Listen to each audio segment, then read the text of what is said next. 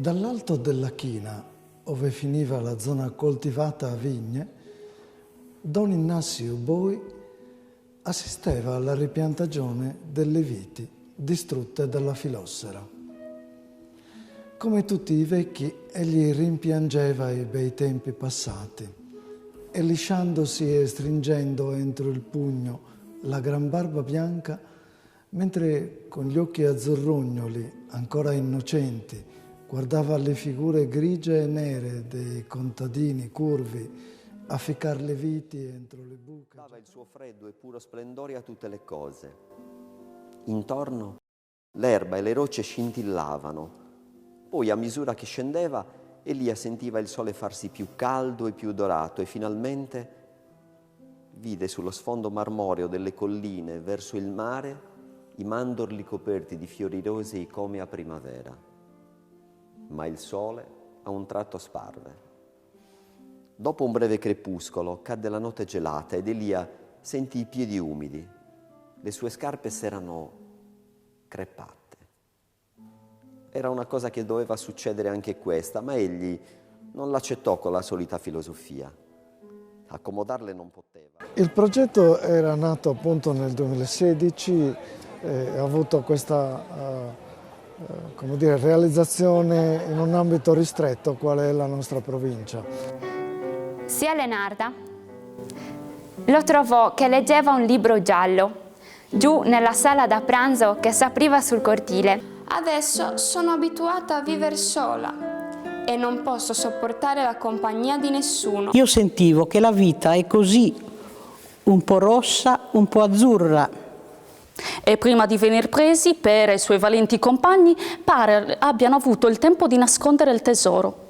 Ci ha inorgoglito quando ci è stato affidato e quando la Regione appunto ha deciso di scegliere noi come messaggeri appunto di cultura della nostra tradizione territoriale, della nostra scrittrice Grazia Deledda, e ci ha portato in varie località in Italia.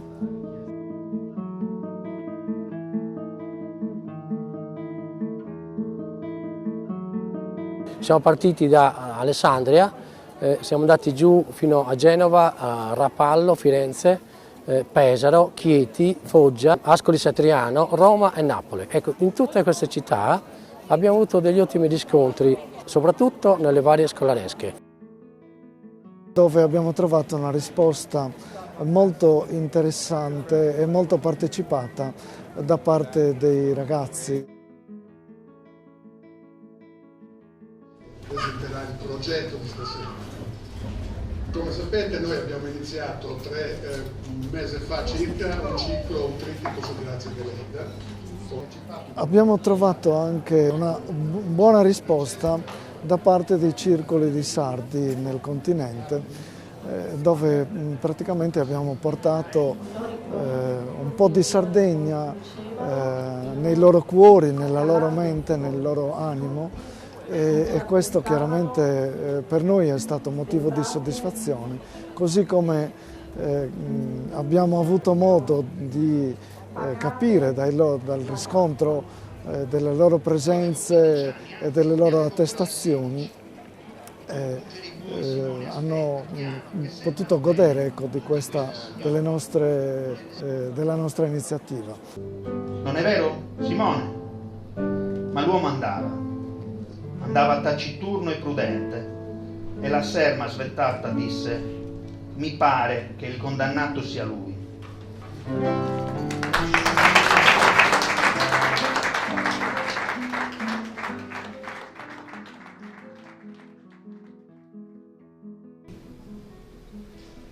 Ai miei tempi si faceva una bella festa in questo giorno.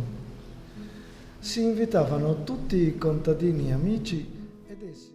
E qui a Stoccolma abbiamo avuto la pregevole opportunità di realizzare il nostro progetto in un luogo di prestigio quale l'Istituto Italiano di Cultura, dove abbiamo letto davanti ad un pubblico sì di italiani residenti qui sul posto, ma anche davanti a personalità della cultura svedese che ovviamente comprendono l'italiano.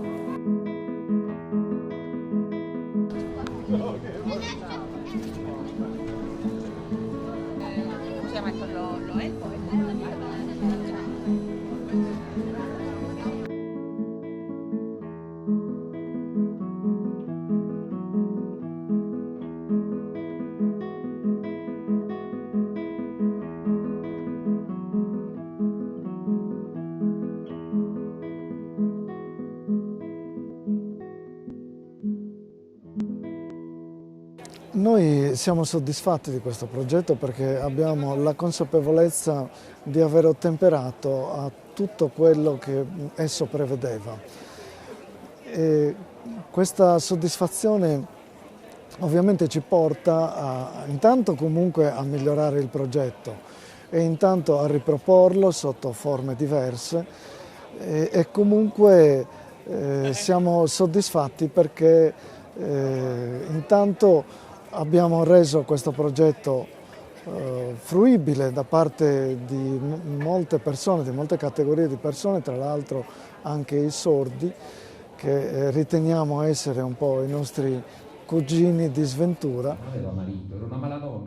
Nell'ambito di questo progetto è stata curata anche un'edizione della raccolta di novelle Chiaroscuro di Grazia Deledda, che è stato distribuito gratuitamente a tutte le persone che sono intervenute ai nostri appuntamenti, così da arricchire le librerie di 10.000 famiglie italiane. Abbiamo fatto sì che questa cultura passasse attraverso un'associazione come la nostra, che comunemente viene ritenuta come un'associazione che tende a chiedere alla società, mentre in questo caso è riuscita ad offrire cultura, crediamo sia molto importante. Cadremmo nella banalità se dovessimo soltanto elencarne i motivi che costituiscono appunto la formazione culturale delle persone.